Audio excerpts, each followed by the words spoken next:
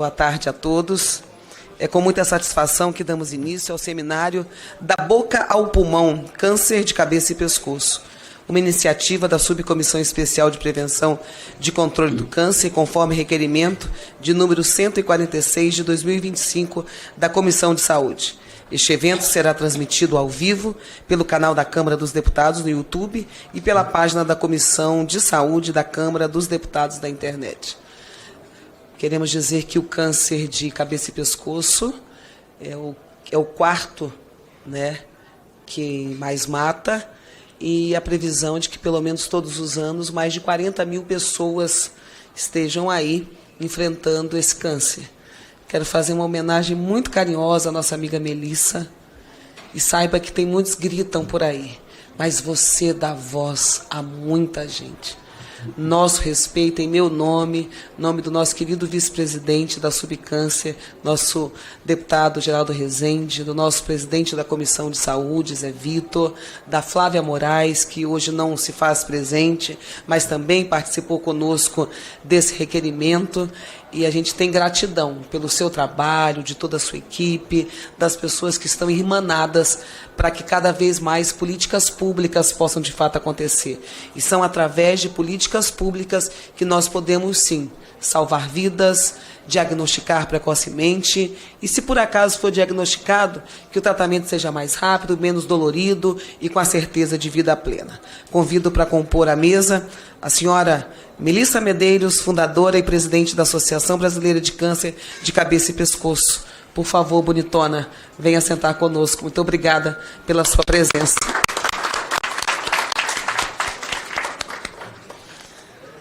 A senhora Kátia Marchetti, é assim?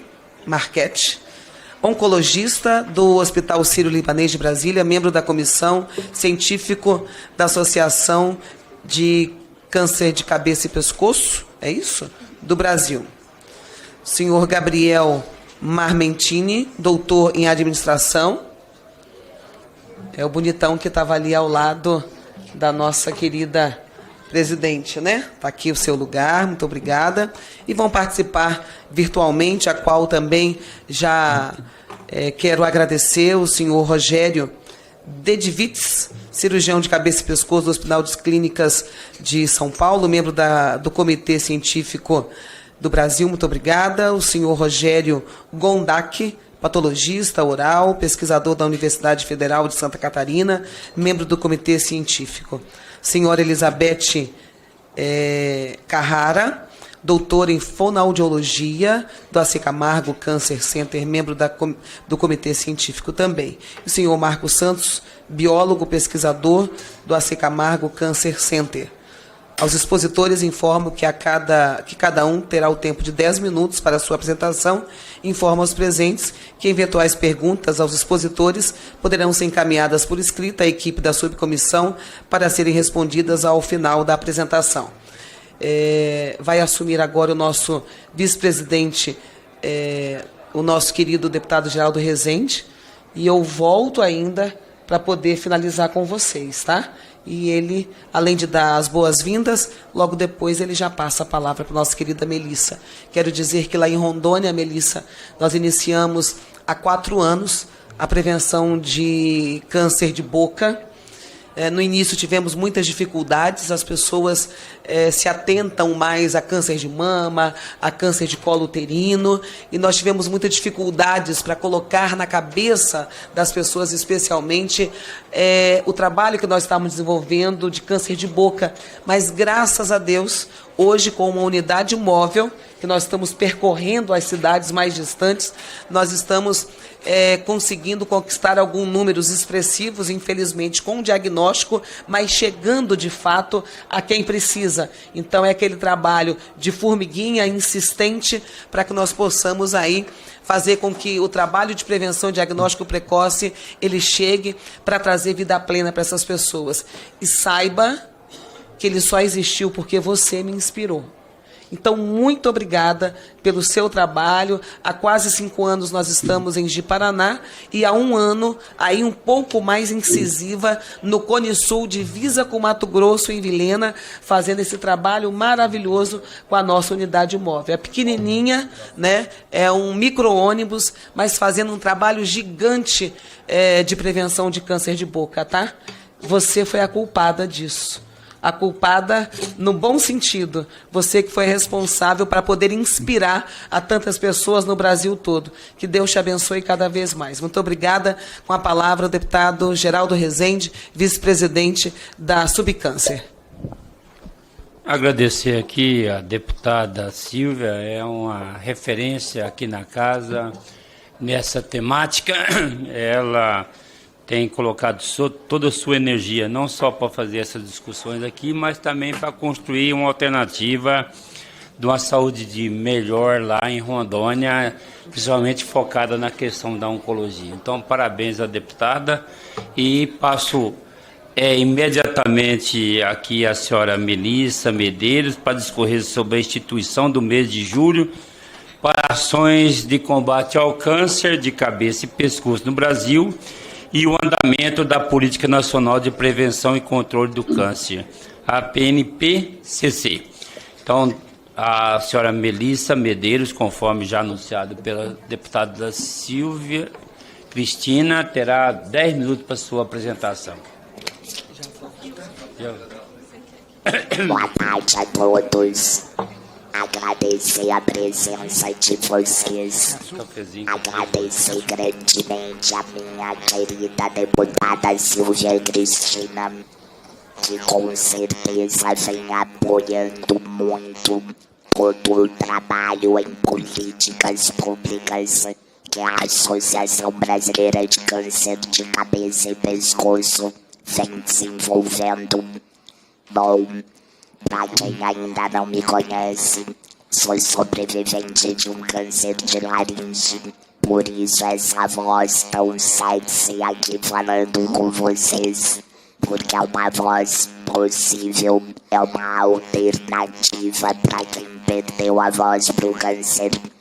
A CBG Brasil nasce de uma dor familiar, mas de uma dor que em 10 anos se tornou, como a deputada disse, a dor de muitas famílias que estavam invisibilizadas no sistema de saúde.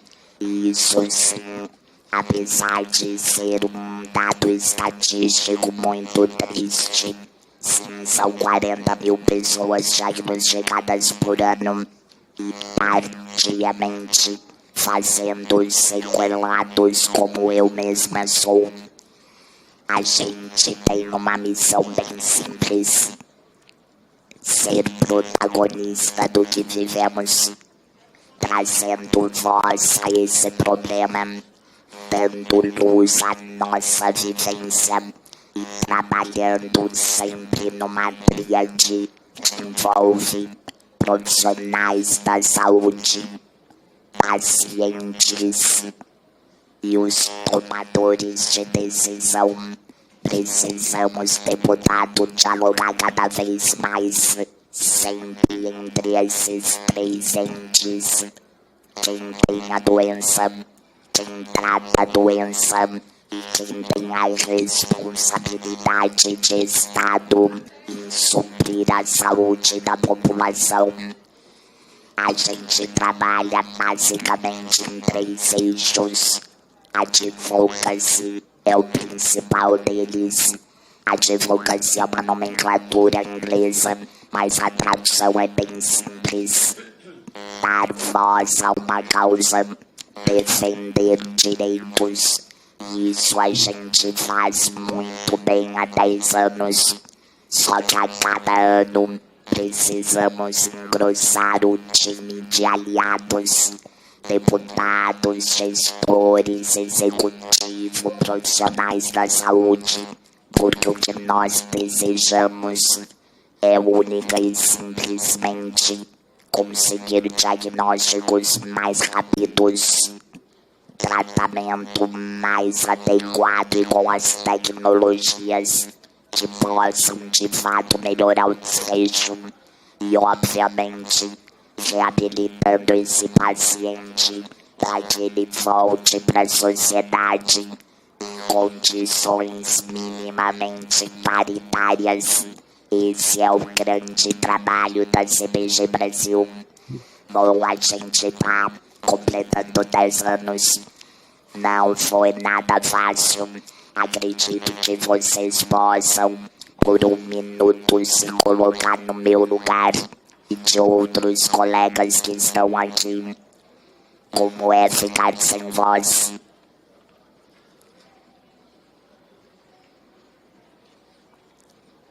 Como é não poder falar o que tu pensa, o que tu necessita, o que tu sente? É dificílimo. E é tão difícil que isso doeu profundamente na minha pessoa, na minha família, porque eu entendi que, apesar de eu estar muito em sofrimento com a perda da voz, existiam possibilidades de reabilitação que não estavam postas na saúde pública. Isso é a parte que motiva ao mesmo tempo que te impulsiona, né? O que te indigna tem que te fazer movimentar. Porque de nada adianta você só ficar reclamando. Então a CBG é dar voz a quem não tem, ser olhos e ouvidos de outros também. Tem o meu amigo Herbert aqui, nosso voluntário do DF. Teve um caso, perdeu uma das órbitas oculares, estadiamento avançado, cirurgia não em tempo certo, reabilitação não adequada. E ele faz parte, como eu, como Gesiel, como Arimateia, da estatística dos sequelados por cânceres de cabeça e pescoço. Isso é muito triste. É triste porque você tirou só aqui nessa sala 4 pessoas que estavam em franca ascensão profissional, de vida, de sonhos, de família, de dinheiro, de trabalho. Mas nós vencemos, né, amigos? E nós estamos trabalhando para que outros não passem. Doralice tá aqui, que é uma grande trabalhadora do SUS há anos. Muito me orgulha ter conhecido você, Dora. Dora foi coordenadora de saúde bucal nessa última gestão. Ela fez com que a saúde bucal, o câncer bucal, as lesões iniciais saíssem do anonimato. 15 mil pessoas têm câncer de cavidade oral por ano. Você já imaginou você não ter o céu na boca, não ter a língua, você não come, você não fala, você não bebe. E aí você faz parte da estatística dos suicídios em cabeça e pescoço. Então é sobre isso, essa audiência. É sobre a urgência de se tratar a pessoa, paciente de câncer de cabeça e pescoço, com a devida urgência que o assunto merece. Dentro desses 10 anos, a gente conseguiu eleger 10 propósitos que fundaram e são os nossos alicerces. Reabilitação oncológica é a principal delas, porque, como eu disse, para o cirurgião, para o oncologista, livrar a gente do câncer é a prioridade deles. Mas a nossa prioridade é voltar para o convívio social da mais plena forma possível. Então, sim, reabilitação foi uma palavra que nós colocamos no mapa da oncologia. E foi a deputada Silvia que nos ajudou nesse processo, porque a Política Nacional do Câncer só tem esse capítulo hoje, porque a gente vem nessa casa há 8 anos pedir por isso. O trabalho é longo, às vezes muito frustrante, muito solitário, mas a cada conquista nos mostra que estamos no caminho certo. Reabilitação, transformar políticas públicas. Controle social, a CBG Brasil é Conselheira Nacional de Saúde, Conselheira Consultiva do INCA. A gente está trabalhando a política de navegação do paciente oncológico para evitar que pessoas como eu se percam no sistema e com isso percam o tempo oportuno da melhor cirurgia, da melhor reabilitação no tempo certo.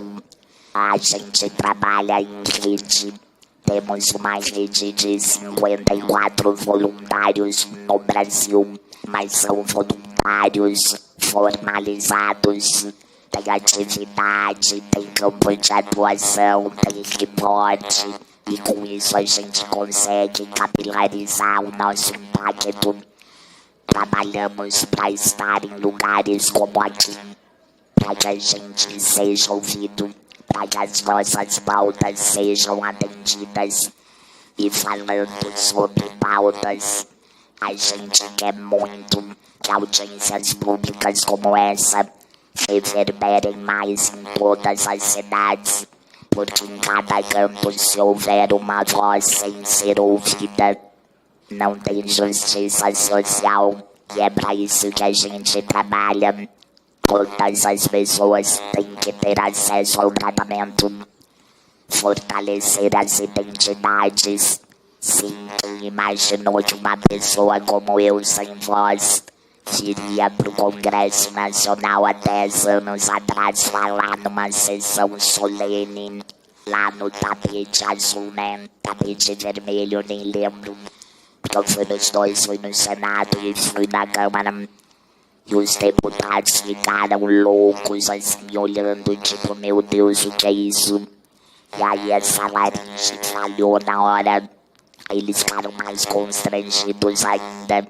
Eu disse, pois é, pessoal, essa é a minha voz. Precisa de pilha, precisa de uma articulação. Mas eu não vou me calar, porque eu não ando só. E é por isso que hoje a gente tá cada vez mais trabalhando para apoiar todo o paciente, todo o portador, trabalhando a educação para a promoção e prevenção. Vocês já sabem que o cigarro eletrônico é a nova batalha, né, do câncer de cabeça e pescoço. A gente conseguiu arduamente trabalhar o controle do tabaco. E aí vem a indústria e muda, né? Muda a apresentação do mesmo vício. É eletrônico, é cheirosinho, tá na moda, só que tá fazendo jovens de 20 anos sem língua, sem amígdala, sem boca, 20 anos de idade, tá? Quando o câncer de cabeça e pescoço é um câncer de 60 mais. E para encerrar, sim, 10 anos de trabalho nos trouxeram algumas legitimidades. E uma delas foi um prêmio da ONU por ocasião da Covid, onde nós, a única associação que trata do tema no Brasil com exclusividade, trabalhou pela Covid, pelos traqueostomizados que, como eu, não adianta usar mascarazinha de pano. Se eu tirar esse botãozinho aqui que tá no meu pescoço, que pra quem não sabe, esse botão é o meu pulmão. Eu só respiro por esse botãozinho do liga e desliga. Imagina o meu buraquinho aberto na Covid, deputado. Quantas pessoas como eu, Soraya, que morreu? Muitas. Porque o buraco e o pulmão estão ali muito rápido.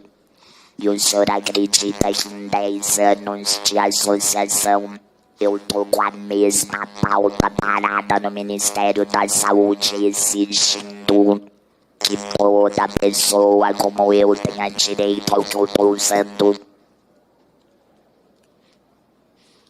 Antes que alguém pergunte, eu respondo por que eu tô usando e alguns não. Porque o meu estado de Santa Catarina trabalhou conosco na criação de uma política estadual de assistência a pessoas laringectomizadas e traqueostomizadas. Isso tá posto na lei, deputado. Mas o que os estados fazem? Colocaram a culpa na União. Se a União não tem um protocolo ainda, eu também não preciso fazer. O que a gente sabe que é uma mentira, porque o Estado tem que dar conta. Então, para encerrar minha fala, agradecendo, porque eu sei que a partir de hoje o senhor vai ser mais um aliado nosso nessa busca pelo direito a respirar, a viver. Depois de tudo que nós passamos, não é justo morrer de pneumonia. Obrigada.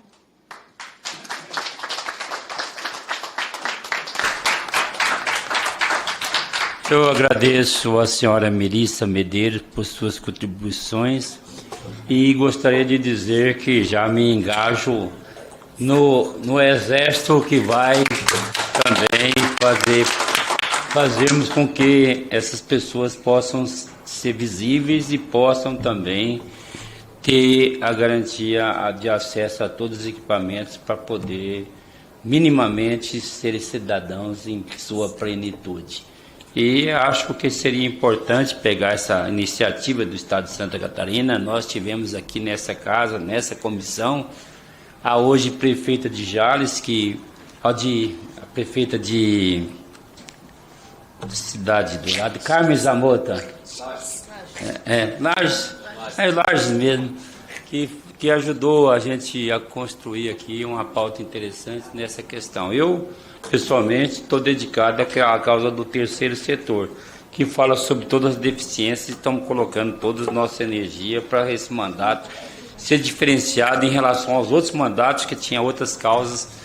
E a causa das pessoas com deficiência, ela me faz ser um dos primeiros que estou engajado na mesma. Essa moça aqui, que é a secretária hoje, participou de um momento muito sublime, um momento muito belo, que foi a entrega lá na minha cidade, e ela foi representando a comissão quando a gente inaugurou a melhor estrutura para atender as pessoas com transtorno do espectro autista lá em Dourados, no Mato Grosso do Sul. É assim que a gente faz, e não ficar com discurso, tudo. A gente tem que fazer as entregas e materializar o nosso compromisso com essa causa através das ações que nós fazemos no dia a dia. Então, eu passo a palavra agora ao senhor Rogério Dedivitz, que nos acompanha virtualmente para discorrer sobre a casuística dos tumores em cabeça e pescoço. Senhor Rogério, Vossa Excelência tem até 10 minutos. Muito boa tarde. Conseguem ver a minha tela?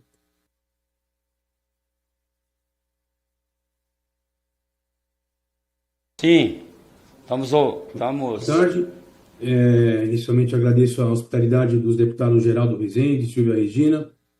Queria me congratular de público com a senhora Melissa Medeiros, que com tanto dinamismo realiza um trabalho realmente maravilhoso e muito significativo à frente da CBG. É uma alegria muito grande, já o 11º ano de criação, desde a criação do Júlio Verde, feito em 2015 pela Sociedade Brasileira de Cirurgia de Cabeça e Pescoço, e que a cada ano consegue agregar mais pessoas nessa luta, visando a prevenção, o diagnóstico precoce dessa doença tão frequente. E justamente a importância se dá pela alta incidência que o câncer da cabeça e pescoço tem em nosso meio. Como já dito, nós temos uma estimativa anual para o triênio 23-25 de 40 mil novos casos por ano.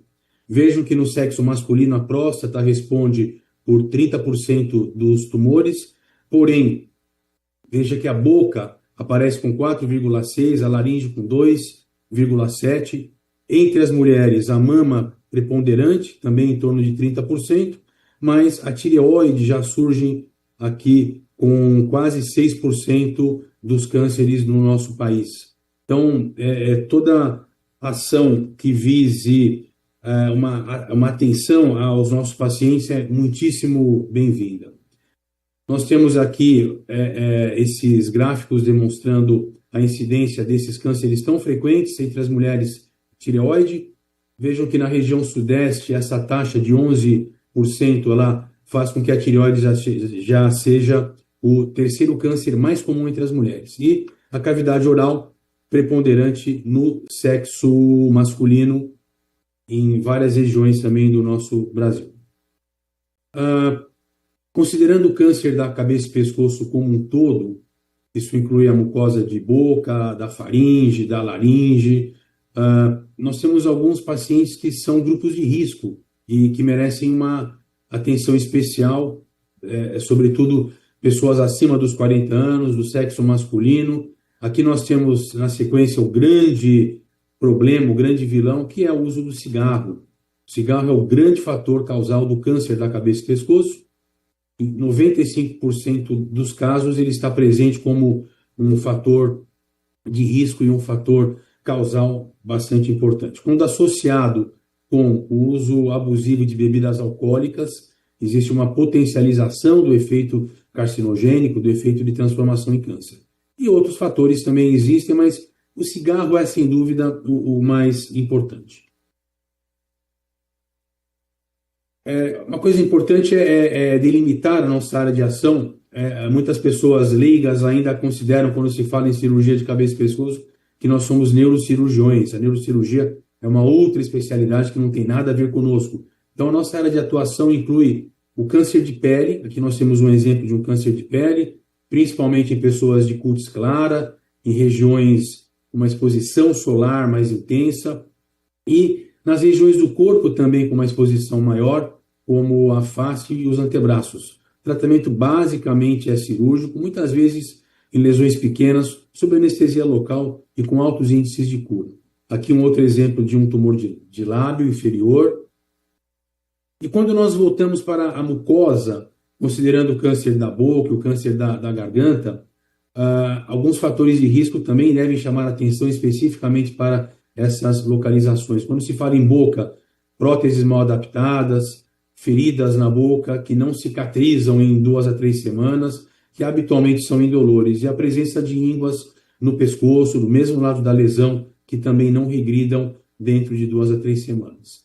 Para a garganta, a rouquidão, a dor ou dificuldade de engolir, quando presentes também por mais de 2 a 3 semanas sem melhora, são um sinal de alerta. Da mesma forma, a íngua no pescoço. E para a região da orofaringe, que inclui amígdalas, base de língua, palato mole, nos últimos anos o HPV, o vírus da papilomatose humana, tem sido bastante relacionado também com esse sítio de doença.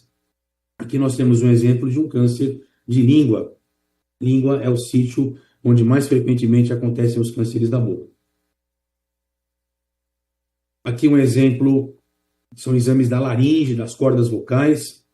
Apenas para contrastar à esquerda, nós temos as cordas vocais com pequenos nódulos ou calos. A principal causa de absenteísmo de professores na rede pública é o abuso vocal, que leva à formação de calos e de uma rouquidão que muitas vezes dificulta a atividade do professor. Mas dentro da nossa campanha aqui é um câncer na prega vocal esquerda, essa lesão branca bem na prega vocal. Outros tumores que nos interessam, tumores de glândulas salivares. Aqui nós temos 2 exemplos de tumores da glândula parótida do lado direito. Então são tumores que também acometem essa região. E, finalmente, a tireoide. Nós temos aqui exemplos de pacientes com doença nodular da tireoide, dos 2 lados aqui, uma senhora e um senhor. Lembrando que aproximadamente 5% dos nódulos da tireoide serão cânceres. Quando nós falamos da glândula tireoide, o hipotireoidismo ou tireoide preguiçosa é uma situação bastante frequente, especialmente entre mulheres após os 40 anos. E nessa mesma categoria, mulheres após os 40 anos, se nós investigarmos por métodos de imagem, em até 50% da população encontraremos a presença de nódulos. O câncer da tireoide hoje representa 1% de todos os cânceres, o tratamento o tratamento cirúrgico também, com o índice de cura na casa dos 98%. E aqui, um dos métodos mais utilizados, a punção aspirativa por agulha fina, guiada por ultrassom, que permite avaliar com bastante acurácia os nódulos e, a partir daí, definir por um tratamento cirúrgico, por um acompanhamento ou pela realização dos testes genéticos. Não vou me deter nisso, já que nós teremos uma apresentação especificamente sobre isso. Então, para finalizar, é muito importante ter em mente a presença da prevenção primária, tem que ser uma ação bastante ostensiva, através de campanhas contra o fumo, de um esclarecimento de que as bebidas alcoólicas devem ser utilizadas com moderação, a proteção da pele em relação à luz solar, já que o câncer de pele na face, incluindo a região dos lábios, é muito frequente. Eu agregaria aqui ainda a vacinação contra o vírus do HPV, meninas dos 9 aos 14 anos, meninos dos 11 aos 14 anos, lembrando que é uma vacina disponível pelo SUS. Então, o câncer de orofaringe, de toda essa região que nós trabalhamos, é o câncer que recentemente teve índices maiores de aumento de incidência, e a expectativa é de que a vacinação possa reverter essa situação. E, obviamente, também a prevenção secundária, rastreando, realizando busca ativa entre os grupos de risco, visando o estabelecimento do diagnóstico precoce, que faz com que os índices de cura sejam altíssimos, com tratamentos muito menos onerosos, com o paciente retornando plenamente à sua vida social e laboral. Então, agradeço imensamente a atenção de todos.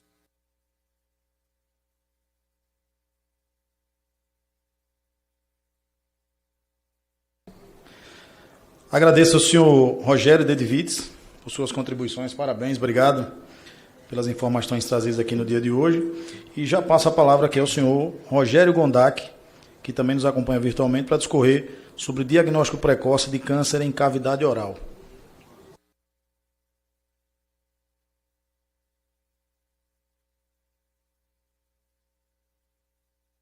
Ok, boa tarde, deputado Thiago, me escutam?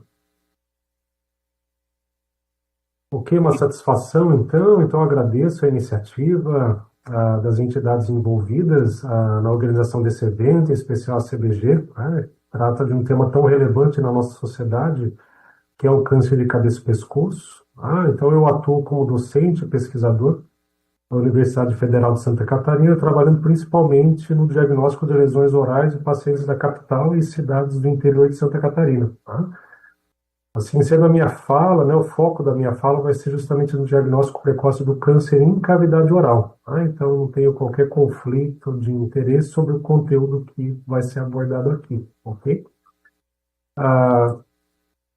Na sequência, né, aqui a cavidade oral, quando a gente fala em cavidade oral, é importante a gente ter em mente, né, que a cavidade oral ela desempenha funções importantes como a mastigação, a deglutição, né, e a fala. Ela é composta por uma série de estruturas, tá? Como o lábio superior, inferior, a porção anterior da língua, assoalho de boca, a gengiva, os dentes, tá? A mucosa da bochecha, né, a mucosa jugal, e também o palato duro, né, o céu da boca. Então, nesse estudo de 2023, né, utilizando um banco de dados de uso público, né, de estatística de câncer nos Estados Unidos entre 2001 e 2017, quer dizer, ao longo de 16 anos, né, foram avaliados mais de 200 mil pacientes, né, e mostrou achados muito similares àqueles encontrados no nosso país, né, em estudos nacionais, em que a região da língua, de fato, principalmente a região lateral e assoalho de boca, são as regiões mais afetadas, né, seguidos pelo lábio, também pela própria exposição solar. São feitos bastante importantes de rastreamento do câncer de cavidade oral. Além disso, reforça, né, que homens eles são mais afetados, em cerca de 62%, e a doença ela continua em ascensão, tá? Não só nos Estados Unidos, como no Brasil e no restante do mundo. Aqui alguns dados, né, que a gente traz de incidência de câncer de cavidade oral, né, que foi justamente divulgado pela Agência Internacional de Pesquisa sobre Câncer relativa a 2022. Então, o Brasil Ele aparece em 7º lugar no mundo em número de casos de câncer de cavidade oral e entre os países com maior incidência no continente americano. Tá? Então, o número estimado de casos novos de câncer de cavidade oral para o Brasil, né, para cada ano do triênio de 2023 a 2025 é de mais de 15 mil casos, então um dado bastante relevante. Isso se agrava ainda mais quando a gente traz esse panorama quanto à mortalidade, né? Então o Brasil ele ocupa o topo entre os países do continente americano, então, e isso se reflete também em países em que você tem um alto índice de desenvolvimento humano e tem um impacto nas taxas de mortalidade, tá? Por câncer, por meio de ações, né, para combate por vias de intervenção eficazes para prevenção, detecção precoce e tratamento, né? Em contrapartida, países em transição, essas taxas seguem aumentando ou no máximo mantendo-se estáveis, né? Então o desafio dos países de baixo e médio desenvolvimento é, portanto, utilizar melhor os recursos e os esforços para tornar, né, mais efetivo o controle do câncer. Como bem colocado já pelo Dr. Rogério Dedivitz, né, então o consumo de tabaco e álcool realmente são os fatores de risco que são muito relevantes no desenvolvimento do câncer bucal, né? Então, quando a gente fala de tabaco, qualquer tipo de consumo de tabaco, seja ele charuto, cachimbo, narguilé, cigarros eletrônicos, que tem uma série de substâncias, né, que tem potencial de carcinogênese, né? E o consumo excessivo de álcool também, né, pelo próprio efeito sinérgico, né, que ele pode também contribuir a elevar o risco em mais de 35 vezes, né? A gente ressalta também aqui a importância, né, como também já colocado, do HPV, principalmente os subtipos 16 e 18, né, em regiões principalmente de orofaringe, né, exposição crônica ao sol, que tem uma relevância maior, principalmente para o câncer de lábio, né? Obviamente, outros fatores também, a gente sempre disse que o câncer é multifatorial, né? Então, o avanço da idade, condições nutricionais, né, também favorece bastante o desenvolvimento da doença, tá? E quando a gente fala de diagnóstico precoce, né, especialmente em câncer de cavidade oral, é fundamental a identificação dos principais sinais e sintomas, né? Em geral, o próprio cirurgião dentista, que é o profissional que tem mais acesso à cavidade oral, que tem, né, plenas condições de identificar esses achados, principalmente dores persistentes em cavidade oral ou face, né, ulcerações ou feridas que não cicatrizam por um período superior a 15 dias, né, lesões avermelhadas ou placas esbranquiçadas, nódulos em pescoço, rouquidão persistente, são dados importantes, né, que têm que ser rastreados, dificuldade mastigatória, deglutição e fonatória, além de assimetria facial, que também alguns pacientes apresentam, principalmente em estágios mais avançados de doença, né? Então, esse estudo finlandês que eu estou trazendo aqui, ele envolveu mais de 500 pacientes com diagnóstico de câncer de cavidade oral e mostrou que cerca de 10% dos atrasos de encaminhamento para tratamento desses pacientes ocorreu em decorrência da falta de reconhecimento pelos profissionais da área de saúde, né? Isso incluindo tanto médico como dentistas, né, os principais achados clínicos do câncer, né? E pior, em alguns casos, eles foram tratados ou encaminhados para outros tratamentos inadequados, né, como antibiótico terapia, uso de anti-inflamatórios, relaxantes musculares e até mesmo extrações dentárias. E no caso da cavidade oral, né, o acesso anatômico favorece a inspeção visual e a detecção precoce das lesões, né, principalmente as avermelhadas e esbranquiçadas, que em geral são precursoras do câncer bucal, e elas são definidas pela própria OMS como desordens potencialmente malignas. Então, nessas imagens, nós podemos observar leucoplasias, que são essas imagens, né, essas placas mais esbranquiçadas, aqui a gente pode observar em região lateral de língua, né? Ao mesmo tempo, algumas lesões têm um perfil mais avermelhado, são lesões eritroplásicas, e algumas lesões têm um perfil mais misto, né? Que a gente consegue visualizar tanto lesões avermelhadas como esbranquiçadas, que são lesões consideradas eritroleucoplásicas.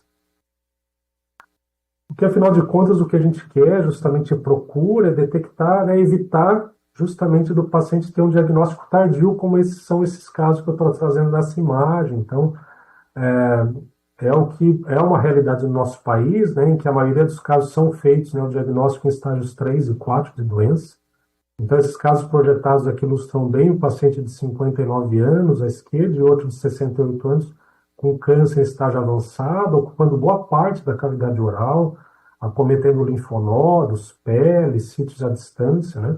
Além do prognóstico mais sombrio, aqui o paciente acaba necessitando de tratamentos que são muito mais complexos, né? E, além disso, acaba gerando maiores custos, né, ao Sistema Único de Saúde. Então, o diagnóstico inicial do câncer bucal, né, ele depende do exame clínico detalhado, né? Então engloba uma entrevista detalhada, identificando as doenças de base, antecedentes familiares, fatores de risco para o câncer, né? Além de uma inspeção e palpação cuidadosa, né? Não só na cavidade oral, como também palpação de pescoço, né? Linfonodos cervicais e, se necessário, a solicitação de exames complementares, né? Quando a gente fala de câncer de cavidade oral, o padrão ouro ainda é a biópsia, né? Com análise anatomopatológica, né? Então, ele é um padrão baseado na coleta de um fragmento lesional, né? Esse fragmento ele é encaminhado para o laboratório de anatomia patológica e faz, então, a emissão de um laudo que vai ou não confirmar o diagnóstico para câncer, né? Então, existem alguns casos em que é necessário também a solicitação de exames de imagem, como tomografia, ou exames mais detalhados, como o PET scan, em casos em que, para avaliar a extensão da lesão, acometimento do tecido ósseo ou metástase de órgãos distantes do sítio primário. Tá? E dentro desse contexto do diagnóstico precoce do câncer de cavidade oral, é fundamental o fortalecimento, né, da infraestrutura de saúde que favoreça o rastreamento, assim como o acesso do paciente ao serviço, né? É recomendável que os protocolos para a regulação dos casos eles sejam bem definidos, né? Então, que haja um financiamento das ações de investigação, desde a atenção primária, né? Além de mecanismos que favoreçam o monitoramento desses pacientes, né? Que apresentam os fatores de risco para o câncer de boca. Tá? E algumas considerações, então, finalizando a minha fala, né? Eu reforço que a prevenção e a informação ainda são as maiores armas do combate ao câncer, né? Então, a promoção de atividades de prevenção, o aprimoramento profissional, né, da área de saúde é fundamental nessa cadeia, além de acesso, né, do paciente ao dentista, que muitas vezes é uma dificuldade, né, que geralmente é o primeiro profissional a inspecionar a cavidade oral, assim como a necessidade de um fluxo adequado para os meios, né, de laboratórios de patologia, uma rede de atenção à saúde organizada, que permita, né, o diagnóstico dentro de um tempo oportuno. Então, eu vou aqui encerrando a minha fala, então agradeço mais uma vez a participação, assim como de todas as entidades envolvidas, e passo a palavra à mesa. Eu agradeço ao senhor Rogério Gondak por suas contribuições e passo a palavra à senhora Kátia Marchetti, que discorrerá sobre o tratamento e metástase em câncer de cabeça e pescoço. Conforme também já anunciamos, tem 10 minutos para a sua apresentação. Bom, mais uma vez, obrigada pelo convite. Minha terceira participação. Com muito prazer que estou aqui hoje novamente para falar um pouquinho para vocês sobre câncer de cabeça e pescoço. E hoje me coube falar um pouquinho para vocês sobre tratamento sistêmico de câncer de cabeça e pescoço e câncer de tireoide.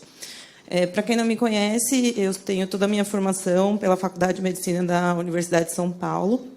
Sou médico oncologista pelo Sírio-Libanês e pelo Hospital de Base, aqui do Distrito Federal.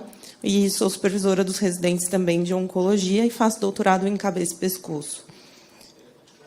Não tenho nenhum conflito de interesse na apresentação de hoje. Sou subinvestigadora de alguns estudos clínicos no Sírio-Libanês, mas nenhum que envolve cabeça e pescoço, ou tireoide. Bom, quando a gente fala de cabeça e pescoço, a gente está falando de uma região que envolve diversas regiões anatômicas, dentre elas a cavidade oral, a nasofaringe, a orofaringe, a laringe e os seios da face e a cavidade nasal. Então, esse é um tumor que, segundo os dados da Organização Mundial de Saúde, teve uma incidência em 2022 de 892 mil casos novos no mundo, sendo responsável por 458 mil mortes. 90% dos casos diagnosticados eram em estadio 3 ou 4, o que significa que eram cânceres em estadio avançado, ou localmente avançados ou metastáticos. Quando a gente traz os dados do INCA de 2025, a gente tem que 78% dos cânceres de cabeça e pescoço do Brasil são em estadios avançados, 80% deles são na população masculina, em pacientes com menos de 50 anos, com baixa escolaridade e relacionados ao álcool e ao cigarro.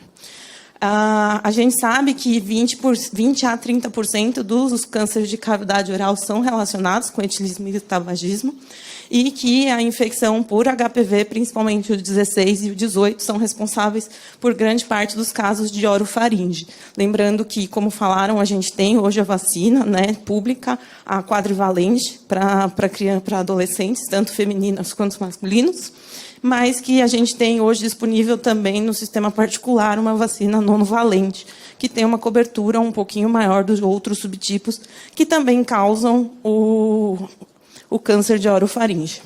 E, como foi comentado na apresentação anterior, a má saúde bucal e a doença periodontal também são fatores de risco importantes e que a gente sabe que é uma das formas de intervir no desenvolvimento do câncer e diagnóstico mais precoce.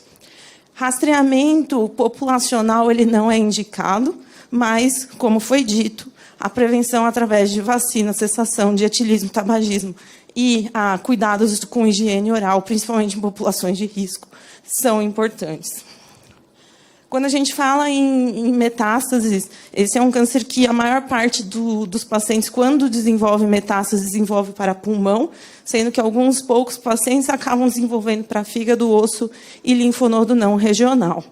E o que a gente tem de tratamento? Até 2008, o tratamento de doença localmente avançada ou metastática era basicamente quimioterapia à base de cisplatina, junto com um taxano ou um 5-fluoracil. Ou seja, medicações citotóxicas, que agem em divisão celular e que não têm um alvo definido. Em 2008, foi publicado no New England um estudo que comparou quimioterapia com quimioterapia junto com uma droga-alvo que é anti-EGFR, que é o cetuximab. E o que a gente demonstrou na época foi um ganho de 3 meses em termos de sobrevida global na população, com uma redução do risco de morte em 20%. Isso fez com que, na época, fosse aprovado o uso de cetuximab com quimioterapia como primeira linha de tratamento para câncer de cabeça e pescoço metastático. Em 2019, no New England, foi publicado um outro estudo que comparou a quimioterapia com cetuximab com quimioterapia com imunoterapia, no caso, pembrolizumab. Esse estudo foi atualizado em 2022 e foi aprovado o uso, porque demonstrou um ganho também de 2,3 meses de sobrevida, com diminuição do risco de morte de 29%. E aí, então, quimioterapia com pembrolizumab, seja cisplatina 5-fluoracil e pembrolizumab, ou carboplatina, paclitaxel e pembrolizumab, fosse o novo padrão de tratamento de primeira linha, sendo que, em segunda linha, se usaria outra combinação com cetuximab. As demais linhas de tratamento que a gente tem são quimioterápicos com baixa taxa de resposta, em termos de 10%, 15%, e que não trouxeram tantos ganhos de sobrevida quanto as linhas anteriores. A gente acaba sempre fazendo pesquisa de mutações específicas, fusões de NTRK, mutações de BRAF, para tentar fazer um tratamento mais dirigido, mas essas mutações não são tão comuns nessa população, mas quando a gente está falando num cenário particular, isso acaba sendo oferecido. Apesar da aprovação em 2008 do cetuximab e de 2022 do pembrolizumab, hoje, no SUS, o que a gente tem ainda é a quimioterapia baseada em cisplatina e 5-fluoracil ou paclitaxel. Com relação à tireoide, o câncer de tireoide ele é bem comum, né? A incidência, nós estamos falando de um dado da OMS de 2020, mais ou menos 10,1 mulheres a cada 100 mil mulheres desenvolvendo esse tipo de câncer e 3,1 homens a cada 100 mil homens também desenvolvendo câncer de tireoide.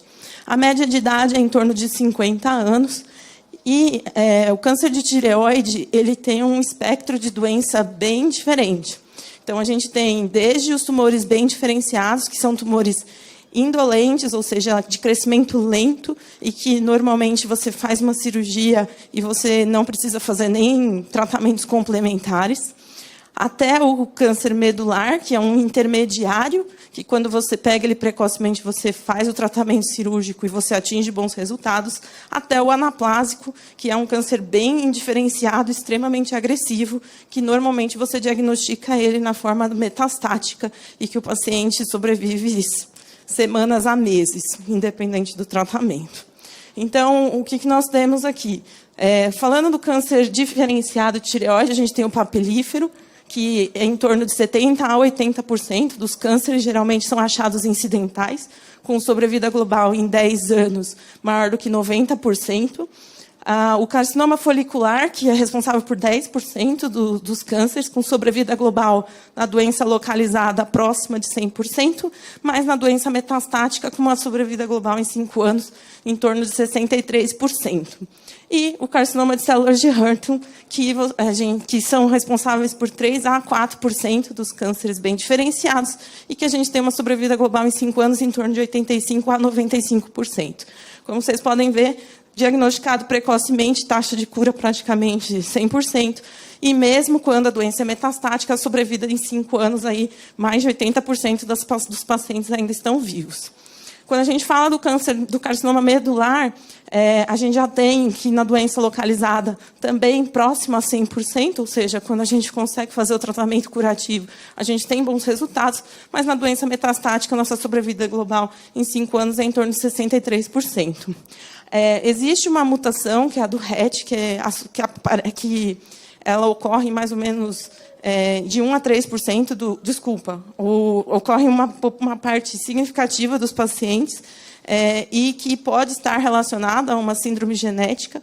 Existem síndromes genéticas de neoplasias neuroendócrinas, como a MEN1, como a MEN2A e a MEN2B, e também predisposições genéticas não relacionadas a exatamente síndromes genéticas neuroendócrinas, mas a maioria deles acaba sendo esporádico, e esse é um câncer que, dentre os cânceres de tireoide, se apresenta em torno de 1% a 3% dos cânceres, o medular. E o anaplásico ele é bem mais raro, acontece em mais de 65 anos, e a taxa, e assim, a sobrevida, como eu disse, geralmente é semanas a meses. Rastreamento, apesar de a gente saber que praticamente todo mundo faz um ultrassom de tireoide anual, ele não é recomendado em termos de população, porque o risco de você encontrar um nódulo é muito grande e a maioria deles é benigno. Quando a gente tem um câncer de tireoide metastático, a gente tem principalmente em pulmão, sendo que osso, fígado e sistema nervoso central também são possíveis. Bom, quando a gente fala em tratamento metastático da doença do carcinoma bem diferenciado, um dos pontos mais importantes é a supressão tiroidiana. É um câncer que ele é mais lento, então você consegue fazer um tratamento com supressão durante bastante tempo, e depois disso você acaba tendo que fazer uso de drogas como inibidores de tirosina quinase, como o lenvatinib e o sorafenib, que são drogas de primeira linha. Hoje, no SUS, a gente só conta com o sorafenib, o lenvatinib não é disponível. E a gente acaba fazendo pesquisa de mutações-alvo, como nos outros cânceres, NTRK, RET, BRAF, instabilidade, para tentar outras opções de tratamento. Mas, por ser um câncer indolente, muitas vezes a gente só vai fazendo tratamento de oligometástase e seguindo o tratamento com lenvatinib ou só a supressão tiroidiana. Quando a gente fala do carcinoma medular de tireoide, a gente acaba sendo um pouco mais agressivo, e aí, quando a gente tem mutações de RET, a gente acaba fazendo uso do cepercatinib. Nos casos que não tem a mutação, a gente acaba fazendo uso de vandetanib, e acaba fazendo pesquisa de mutações para fazer tratamentos dirigidos, né? Nenhuma dessas medicações elas existem no SUS. Então, medulares de tireoide, hoje, a gente trata com quimioterapia no SUS, com muito poucas taxas de resposta. E os carcinomas anaplásicos de tireoide, como são doenças de crescimento muito rápido, elas acabam dando muito sintoma cervical. Então, a gente acaba sempre tentando fazer um tratamento, mesmo quando a doença é metastática, tentando fazer um controle local no pescoço do paciente com quimio-radioterapia. E a gente tem diversos tratamentos quimioterápicos para a gente fazer uso.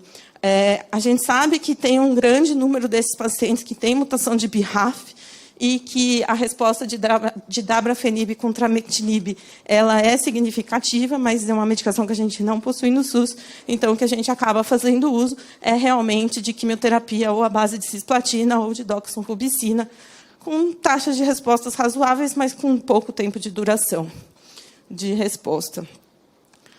Bom, era isso que eu queria passar para vocês. Se vocês tiverem alguma dúvida, eu estou à disposição. Fiquem à vontade para fazer qualquer pergunta ou me mandar mensagem. Obrigada. Agradeço a senhora Kátia Marchetti por suas contribuições e passo a palavra à senhora Elizabeth Carrara, que nos acompanha virtualmente para discorrer sobre pré-reabilitação, reabilitação e linha de cuidados no câncer de cabeça e pescoço.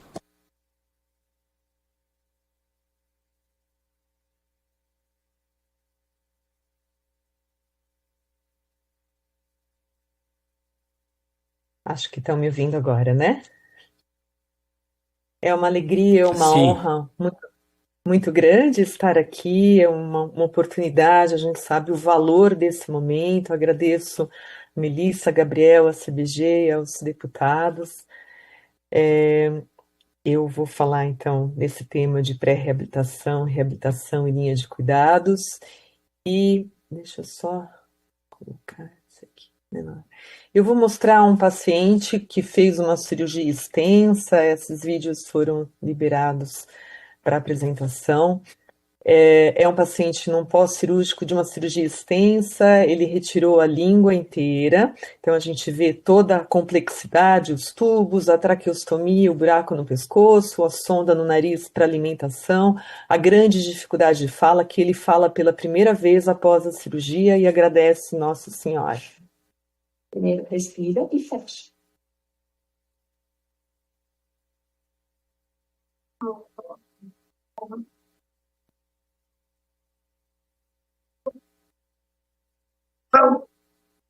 Calma.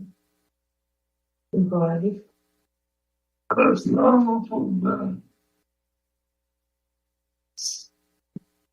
Primeiro respira e fecha.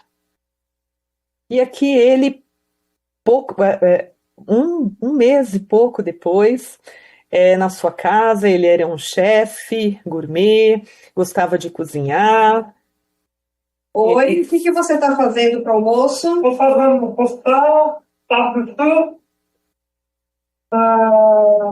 batata desfiada, cebola frita, mandioca frita e salmão. Sem língua. E ele comendo aqui na família, falando, comendo sem a língua a sua costela. E aí, papai? Uma delícia. Tô vendo você comer mesmo. Maravilhoso. Que isso, marmitos? É.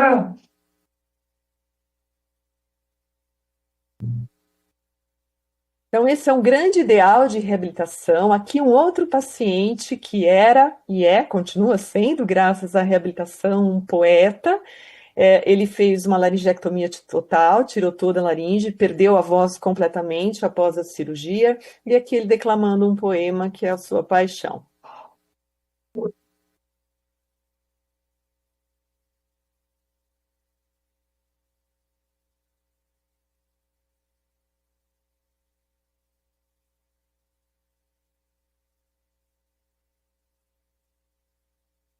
Então, o tratamento do câncer de cabeça e pescoço já foi falado algumas vezes, né? Independentemente da modalidade, ao afetar essas regiões únicas no nosso corpo, que tem múltiplas funções, funções vitais, além de toda a estética, ele pode acarretar, então, em sequelas na voz, na fala ou na deglutição, em diferentes graus. Quanto mais avançado o câncer, quanto mais tarde esse diagnóstico for feito, pior são as sequelas. Aqui as sequelas de fala vocês já viram, aqui um paciente tentando engolir, e na hora que ele engole, o alimento, em vez de entrar no esôfago, que é o correto, ele entra no pulmão. Aqui, né, contrastado, então aqui ele vai entrar no pulmão, o que muitas vezes é causa de pneumonia e até óbito. Quer dizer, o paciente morre de uma complicação, de uma dificuldade de engolir, de comer, e não pelo câncer. Muitas vezes ele está tratado do câncer e morre de uma pneumonia. Então, a gente tem que, obviamente, a cura é o grande objetivo, não há dúvida quanto a isso, mas o cuidar, a jornada do paciente oncológico, ela é maior e envolve, né, toda a reabilitação e, mais ainda, né, a reinclusão, a reinserção social. Então, a gente tem um time muito grande, né, que já deu para perceber que é importante no câncer de cabeça e pescoço, com todas as suas particularidades, com os cirurgiões, com os radioterapeutas, com os oncologistas e com todo o time de reabilitação, que é o tema da minha fala. Então, pela OMS, o que é reabilitação? É um conjunto de intervenções com o propósito de melhorar o funcionamento e reduzir a deficiência originada da interação entre indivíduos com condições de saúde e seu ambiente. Então, qual o objetivo de uma reabilitação em câncer? Ajudá-lo a permanecer mais ativo, o mais ativo possível, e participar da família, voltar ao seu trabalho e outras funções da vida. Diminuir os efeitos colaterais e sintomas do câncer e de seu tratamento. Ajudá-lo a ficar mais independente possível e melhorar sua qualidade de vida. Dentro da reabilitação, hoje em dia, a gente entende, né, essa linha de cuidado, essa jornada de cuidado, desde a pré-habilitação. Então, desde o momento que ele é diagnosticado, a reabilitação pode e deve entrar nesse momento. Durante o tratamento, que muitas vezes durante o tratamento radioterápico, quimioterápico, a reabilitação de suporte, onde eu vou trabalhar com essas sequelas, e até, né, na reabilitação paliativa, onde há muitas possibilidades de atuação e de melhora de qualidade de vida.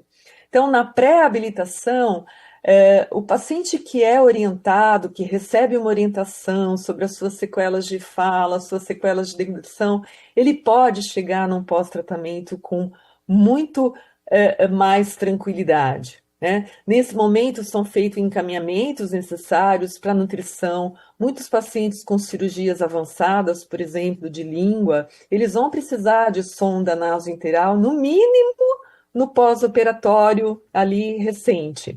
Então, os encaminhamentos para nutrição, a necessidade, né, desses pacientes receberem dietas industrializadas, o encaminhamento para o dentista, para o psicólogo, todo o acolhimento já é feito nesse momento inicial. Esse contato inicial com a equipe de reabilitação provê segurança para o paciente, que pode fazer uma grande diferença.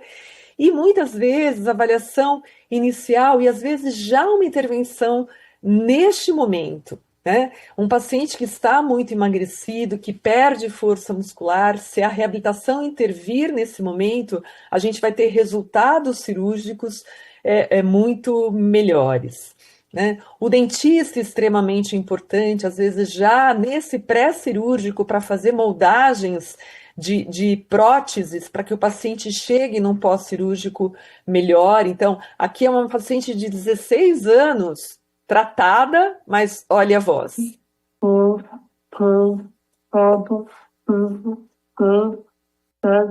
8, 9.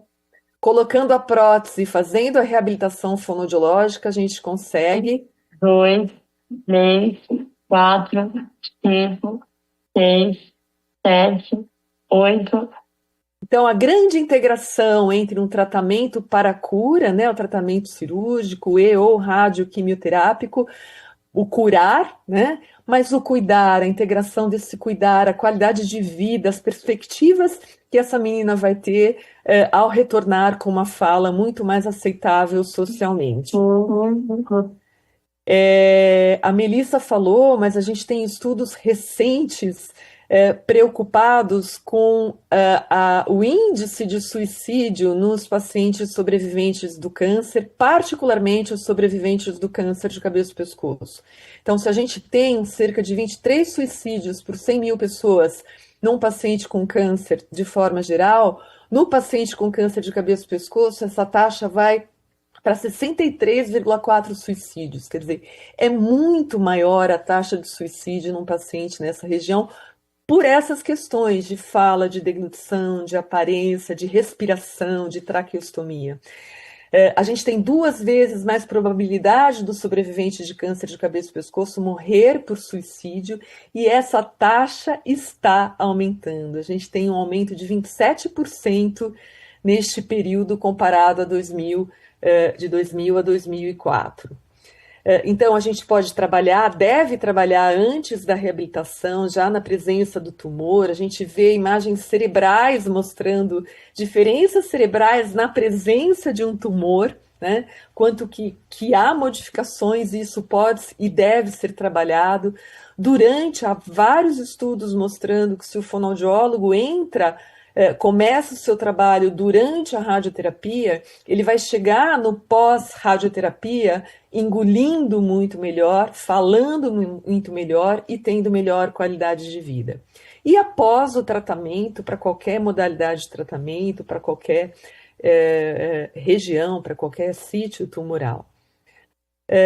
Falando especialmente da laringectomia total, né, o indivíduo perde a laringe, passa a respirar pelo traqueostoma, não há mais comunicação com o nariz, ele tem alterações de olfato e perde 100% da voz. A gente tem opções de reabilitação, então a laringe eletrônica, pela qual a Melissa se comunica, temos a colocação de próteses, mas tudo isso tem um custo que nem sempre o paciente tem possibilidade de arcar. Fora isso, a gente tem toda a reabilitação, quando o traqueostoma fica aberto definitivamente, o pulmão reage produzindo muco, tendo infecções, tendo sinusites. Então, hoje em dia, também a ciência já mostrou que a utilização de filtros reabilitam esse pulmão, né?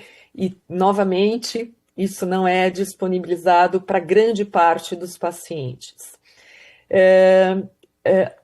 Também estudos vêm mostrando as dificuldades financeiras, né, que o paciente com câncer de cabeça e pescoço enfrenta. Aqui um paciente que fez uma retirada da laringe, falando um pouquinho sobre isso. A preocupação com a parte financeira também passou a ser um grande fantasma, porque quando você é o provedor da família, isso impacta em todos, mas principalmente no paciente. Tem ainda os remédios que com o tempo vão aumentando de quantidade e finalidade. Tem insumos para se ter razoável para boa uma qualidade de vida. O laringectomizado total, ele precisa proteger o seu estômago e necessita de filtros adesivos para dar uma ideia. E finalizando, eu vou deixar um vídeo aqui que fala um pouco da prevenção e o quanto antes nós atuarmos nesses pacientes, quanto mais multidisciplinarmente nós atuarmos, a gente vai ter melhores chances de cura, menores sequelas e muito mais chance de reabilitação e reinserção social.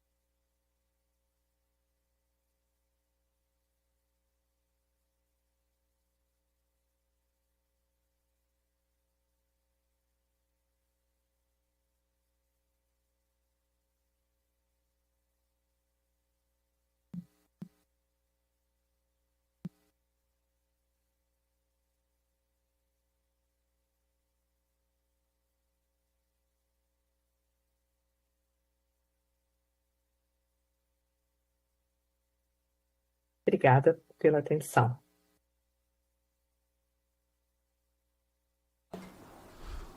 Obrigada, senhora Elizabeth Carrara, por suas contribuições, e passo a palavra ao senhor Marcos Santos, que nos acompanha virtualmente para discorrer sobre o teste molecular, um avanço da ciência brasileira no diagnóstico do câncer indefinido da tireoide.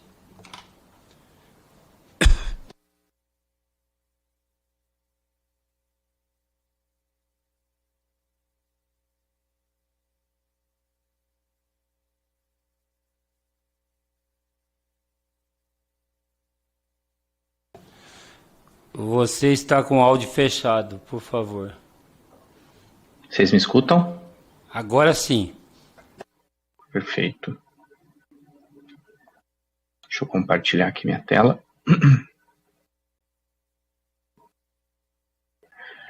Bom, boa tarde a todos. Queria iniciar agradecendo mais uma vez pelo terceiro ano o convite da Melissa e do Gabriel Marmentini da CBG, que fazem um trabalho aí excepcional no Brasil com a conscientização, né, do câncer de cabeça e pescoço e também com diversas ações de ordem prática. Estou muito fã deles, agradecer a deputada Silvia, agradecer ao deputado Geraldo Rezende e a todos aí da Comissão Espacial de Saúde e a Comissão de Combate ao Câncer. Acho um espaço extremamente necessário para que a gente possa, né, trazer novas informações e trazer dados para que a gente mude um pouco dessa realidade hoje no Brasil. Então, hoje eu vou falar sobre um tema de nódulos de tireoide. O Dr. Rogério já adiantou um pouco o tema, também outros colegas falaram um pouco, mas é um problema de saúde pública não muito, né, conhecido. Então, só deixando aqui meus conflitos de interesse, a Sociedade Brasileira de Endocrinologia, ela sugere que 60% da população vai identificar um nódulo na tireoide em algum momento da vida. E é bastante gente. Então, a partir do momento que a gente identifica esse nódulo, existe uma série de fatores que a gente leva em consideração para identificar, basicamente, se esse nódulo é benigno ou se esse nódulo é maligno. A boa notícia é que a grande maioria desses nódulos são benignos, esse paciente vai fazer apenas o acompanhamento dele. A gente tem uma minoria de casos que são de alta suspeita ou com malignidade confirmada, e esses pacientes são tratados com cirurgia, mas a gente tem essa grande zona cinzenta, que pode chegar até 30% dos casos, onde a gente não sabe se o paciente tem um nódulo benigno ou maligno. E esse paciente, então, ele normalmente é encaminhado para o que a gente chama de cirurgia diagnóstica. A gente peca pelo excesso. A gente tira a tireoide desse paciente para saber se ele tinha um câncer ou não. 20% desses casos realmente vão se confirmar a malignidade, e esse paciente, na grande maioria das vezes, está curado. Só que o grande problema é que 80% dessas cirurgias, elas são de nódulos benignos. Ou seja, 80% das cirurgias diagnósticas que a gente tem hoje no mundo, elas são cirurgias que poderiam ser evitadas. Elas são cirurgias desnecessárias. A partir do momento que a gente tirou a tireoide de um paciente, a gente criou um paciente crônico, né, para o sistema de saúde. Ele precisa de reposição hormonal pelo resto da vida e muitas vezes ele pode ter danos na voz e até a hipoparatireoidismo. Então, esse é um paciente que não só perdeu a qualidade de vida e perdeu sua saúde, mas ele trouxe também muito gasto para o sistema de saúde de forma, né, desnecessária. E não são poucas pessoas, tá? A gente prevê que cerca de 50 mil cirurgias desnecessárias de tireoide são feitas todos os anos só no Brasil.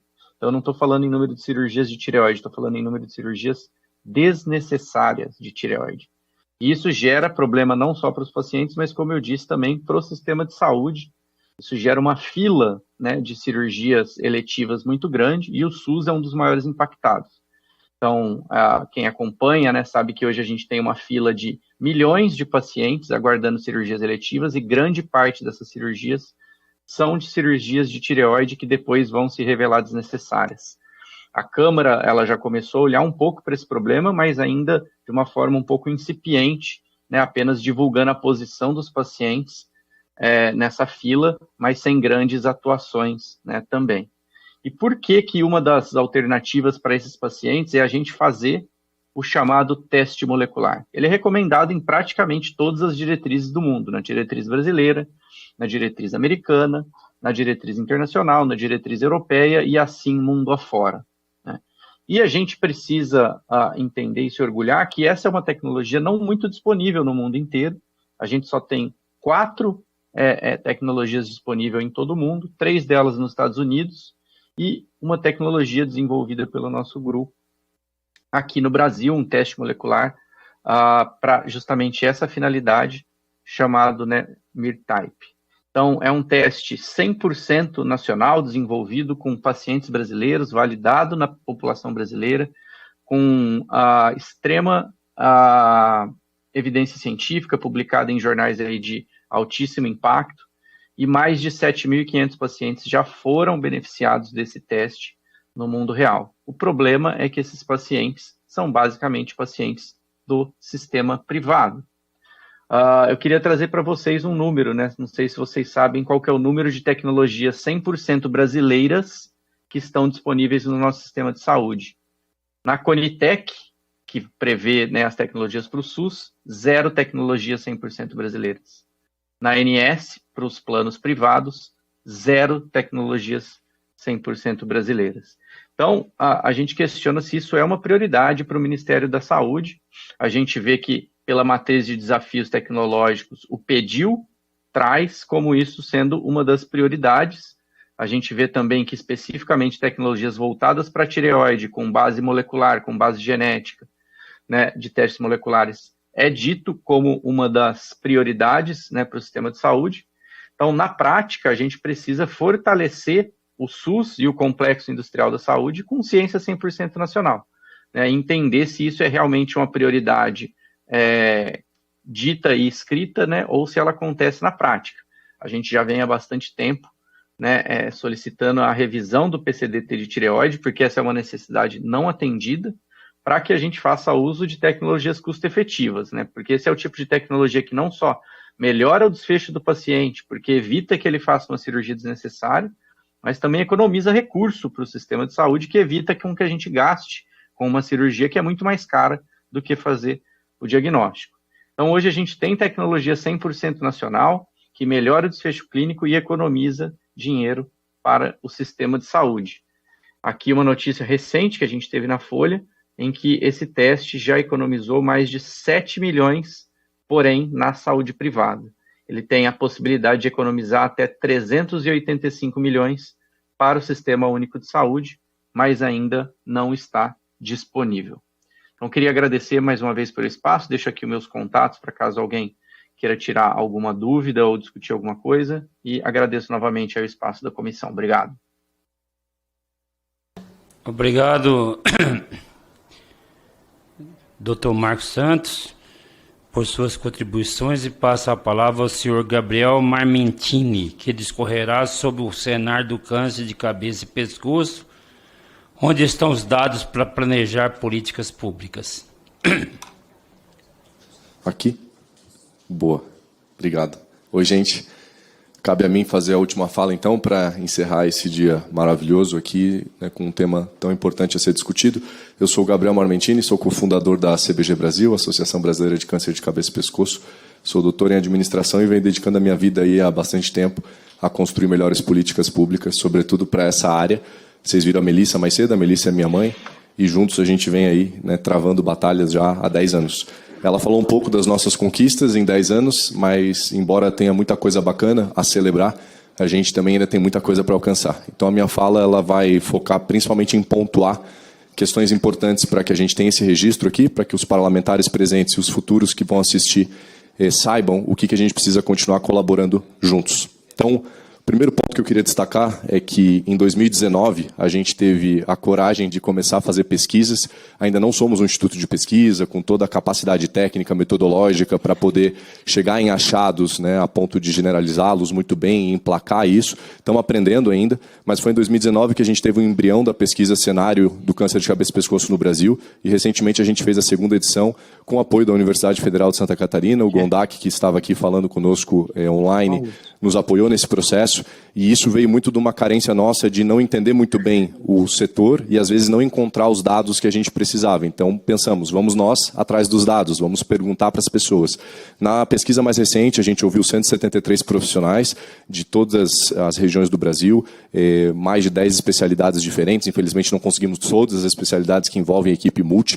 E aí a gente tem algumas evidências, né, que apontam para a estrutura ainda limitada nas unidades de saúde, falta de formação básica em câncer de cabeça e pescoço para muitos profissionais e, consequentemente, falta de educação continuada para atualizar essa formação, falta também de reuniões clínicas para discutir casos do ponto de vista de equipe multi, a gente poder compartilhar os saberes e reforçar, né, que temos várias especialidades envolvidas no câncer de cabeça e pescoço, e isso, então, apontando também para uma ausência de grupos de pacientes, de acolhimento, pessoas que se encontrem com uma frequência para justamente se reciclar, se conectar e não se sentirem só, né? Então, essa pesquisa que a gente fez, embora ainda não, né, taxativa e com todas as conclusões generalizáveis, né, levantam boas hipóteses que a gente consegue confirmar essas lacunas com outros artigos científicos de outros pesquisadores que estudaram o tema de forma aprofundada. Então, a gente ainda tem muita carência de política pública, tanto no que tange à prevenção, quanto à promoção da saúde, quanto ao tratamento, à reabilitação, e, portanto, a gente precisa usar esses dados a favor de construção de melhores políticas. Na pesquisa, a gente cita um pouco do cenário do câncer de cabeça e pescoço, que os colegas anteriores já pontuaram muito bem. Então, aqui eu só queria destacar algumas coisas que constam, né? Então, sexta neoplasia mais comum no mundo, quinto mais comum entre os homens quando o assunto é cavidade oral. A gente tem 76% dos casos diagnosticados tardiamente, foi o caso da minha mãe, por exemplo. E aí, na nossa pesquisa, a gente encontra que, por exemplo, muitas instituições não têm fisioterapeutas preparados para reabilitar câncer de cabeça e pescoço. Muitas instituições ainda carecem do IMRT, uma tecnologia mais avançada para radioterapia. Também muitas instituições alegam não ter nenhuma sequer reunião clínica para debater esse tipo de caso, e muitos dos nossos pacientes aí em situação de vulnerabilidade social. Então, a gente tem também muitas dificuldades de conseguir explicar os direitos, fazer todo o tratamento do início ao fim, né, sem nenhuma ruptura. Então, todo esse contexto faz com que a gente tenha que olhar para algumas lacunas que estão por aí e priorizar, né? E vocês vão ver agora nos meus próximos slides quais são as prioridades da CBG Brasil para o próximo triênio. Muitas delas já estão desde o início, né? Então a gente está um decênio lutando por elas e tem coisas que simplesmente ainda não avançaram para o nível que deveriam. Mas, né, vamos lá passo a passo. Recentemente tivemos a implementação, a promulgação da PNPCC, que é a Política Nacional para falar de Oncologia, e agora ela não pode ser mais uma lei que fica no papel, né? Então essa é uma nossa grande agenda aí, com todos os capítulos que a compõem. A gente coloca em negrito navegação de pacientes e reabilitação oncológica, porque é onde a gente está mais envolvido e contribuiu, inclusive, para a escrita na reabilitação oncológica, como a Melissa disse muito bem no início, né, colocando mais ênfase na reabilitação para pacientes como a Melissa e como todos os nossos colegas que têm mutilações faciais distintas, né, no câncer de cabeça e pescoço. Então, essa é uma grande prioridade, gente. Enquanto sociedade civil, parlamento, a gente precisa fazer com que isso, de fato, vá para o executivo do ponto de vista de execução, que chegue na ponta e que traga as melhorias que a gente deseja. Um outro ponto é a portaria 516 do Ministério da Saúde, que a gente atualizou lá atrás, com um grupo amplo de sociedades médicas e de outras especialidades, para dizer, olha, a forma de tratar paciente de câncer de cabeça e pescoço não é como está nessa portaria, precisa melhorar. E aí a gente reescreveu todo o processo, submeteu para a Conitec, né? A gente teve alguns avanços de lá para cá, mas ainda assim não está concluído isso aí. Então, desde 2019, a gente está nesse assunto com a Conitec. Claro que teve pandemia no meio, dificuldades, mas e aí? Tanto tempo para a gente poder atualizar uma documentação importante. Outra documentação importante é a portaria 400. Né, ostomias respiratórias importam e a gente também. Em 2019 já tivemos aí reuniões e recomendações enviadas para a Coordenação Geral da Pessoa com Deficiência no Ministério da Saúde e cadê o resultado? Né? Então assim, a gente precisa de uma vez por todas melhorar esse dispositivo legal que ele ainda carece de instruções específicas para pessoas como a minha mãe que tem uma ostomia respiratória. Em Santa Catarina, a gente fez uma grande inovação, é o único estado do Brasil que hoje cuida das pessoas com necessidades como a da minha mãe para reabilitar tanto a parte pulmonar quanto fonatória, e a gente quer levar isso para o Brasil todo. Então estamos aí na iminência, né, esperamos de publicar e implementar esse protocolo nacional que, inspirado na situação de Santa Catarina, seja então um norteador para o Brasil inteiro, para que a gente não precise mais ficar implorando pelo básico, que é poder respirar e falar. Também estamos desenvolvendo uma linha de cuidado integral para mutilados faciais. Aqui temos nosso colega Herbert, que já foi citado, é nosso voluntário e que é uma pessoa que se enquadra nesse contexto e que merece melhores políticas públicas. A gente, como Conselheiro Nacional da Saúde, Melissa inclusive precisou sair porque está iniciando uma reunião do Conselho Nacional de Saúde. Escrevemos uma recomendação via CISB, que é a Comissão Intersetorial de Saúde Bucal, justamente para poder dizer, olha, mutilados faciais importam. Então essa é uma agenda que eu gostaria que todos vocês se comprometessem e a gente juntos buscasse melhores políticas públicas para essas pessoas. Também destaco os dentistas, que têm um papel muito importante, né, cuidando da gente, mas também podem ter um papel ainda maior no momento em que identificam lesões que são cânceres e que muitas vezes eles não foram treinados para isso. Então, cavidade oral nos leva a um estadiamento muito avançado. Aí diz um artigo super recente, né, foi recém-publicado, que a gente chega muito tarde, né, no que tange a cavidade oral, e não só cavidade oral, câncer de cabeça e pescoço de forma geral. Então, uma das demandas também da CBG Brasil e que estamos buscando contribuir com o governo é justamente avançar, né, no diagnóstico mais precoce e no preparo dos odontólogos para que eles possam ser nossos aliados nesse processo. Temos também a pauta da nutrição. Né, pessoas como a minha mãe precisam, muitas vezes, de uma nutrição especializada. Ela ficou 6 meses com sonda, precisou se alimentar, né, com produtos específicos. E agora, com a política nacional, né, que foi a PNPCC Nacional de Oncologia, que fala sobre nutrição, entre outros PLs que a gente acompanha, a gente precisa valorizar mais a importância, né, da nutrição, tanto no antes, como no durante, como no depois, porque faz a diferença, né, salva vidas. Então, ali, uma foto eu e minha mãe, quando ela precisou de um cuidado específico. Outro destaque, gente, é a imunização. Na mesma lógica da nutrição, tem o antes, tem o durante e tem o depois. O paciente recebe todo um tratamento com uma carga pesada e precisa estar com um sistema forte para isso. Então, vacinas para pacientes crônicos, né, no caso aqui nosso do câncer, importam e muitas vezes não são bem comunicadas. A gente criou uma carteirinha específica de vacinação para os nossos pacientes saberem o que eles podem buscar, né, e estamos estimulando constantemente, né, que mais pessoas emitam essa carteirinha, é gratuita, para que a gente popularize esse tema da imunização. Temos ainda uma agenda relacionada à saúde mental, já foi dito anteriormente, né, citado que o suicídio infelizmente é alto, então não vou me alongar nesse ponto, mas isso não pode ser tabu, a gente precisa falar de saúde mental em todos os cânceres, né, em todas as enfermidades, mas temos sim literatura que suporta o fato de que câncer de cabeça e pescoço tem uma taxa ainda maior e isso não é bacana para ninguém.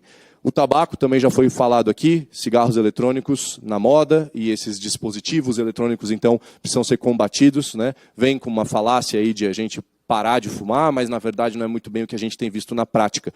Então nos comprometamos aqui todos juntos a ficar muito atento às inovações da indústria quando ela vem para inovar não por bem, mas por mal. E aqui no nosso caso a gente vem tendo muitos casos de gente muito jovem com o cigarro eletrônico e também relacionado ao HPV, que se conecta com a pauta anterior de imunização. Portanto, né, vacinas salvam vidas. Aqui o Marcos acabou de falar, eu pontuo apenas para destacar a importância da gente ter uma agenda mais articulada, buscando novas tecnologias, não só a que ele apresentou, mas tudo que se envolva com teste molecular, terapia-alvo, imunoterapia, equipamentos. Né? Temos dificuldades orçamentárias? Sim. Então que a gente discuta essas dificuldades orçamentárias com mais, né, transparência, com capacidade de resolver os problemas e não ficar sempre nos argumentos de que falta dinheiro para tudo. O câncer de pele, caso vocês não saibam, a maior parte dos cânceres de pele são na região da cabeça e pescoço. Então a gente tem sim que trabalhar com coisas muito básicas, como entregar protetor solar para as pessoas, um chapéu, um boné, sobretudo na área rural. Né? Várias pesquisas apontando para a dificuldade dessas pessoas, de fato, em se proteger e, portanto, tendo cânceres que são muito mais evitáveis. Vamos dizer assim, dá para prevenir mais fácil com algumas atitudes simples, só que a gente tem ainda muitas dificuldades. 9 em cada 10 tumores da pele estão na região da cabeça, né? Couro cabeludo com uma expressividade ali de 13% de cânceres. E aí, se encaminhando aqui para o fim, gente, a gente está no Julho Verde, né? A campanha nacional aí de prevenção do câncer de cabeça e pescoço, que várias organizações colaboram, como o Rogério Dedivitz destacou no início, a SBCP iniciou esse processo lá atrás e desde então a CBG Brasil vem engajando também com a sua própria campanha, entre outras organizações que colaboram para que a gente popularize esse tema, né? E esse ano a nossa campanha tem essa nomenclatura da boca aos pulmões para que a gente também destaque a importância de lembrar que muitas das metástases de câncer de cabeça e pescoço acabam indo para o pulmão. Então a gente também tem que olhar para políticas públicas específicas para pulmão, porque se o caso está grave em câncer de cabeça e pescoço, a tendência é que também aumente para pulmão no momento em que a gente não trata problemas que vão poder gerar uma metástase aí depois. Então engajem com a campanha, acessem o site julioverde.cbgbrasil.org para vocês conhecerem, baixarem os materiais, pedirem materiais para fazerem aí ações nos seus territórios.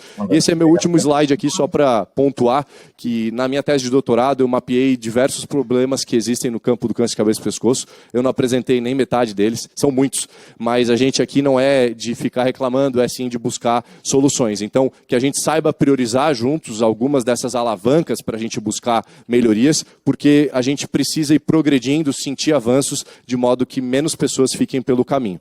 Então, tem uma grande autora que eu admiro, que sempre diz, né, que a gente, né, e me inspira muito, né, sempre me inspira, a não esquecer que foram sempre grupos de pessoas, né, que aparentemente pareciam inofensivos, pequenos, né, muito ambiciosos, sonhadores, mas foram essas grandes pessoas aí que transformaram o mundo em todas as suas necessidades. E a gente, na CBG Brasil, é um pequeno, grande grupo de pessoas que vem transformando muitas coisas. E tendo mais aliados como vocês, a gente pode transformar ainda mais. Muito obrigado por me escutarem e vamos adiante.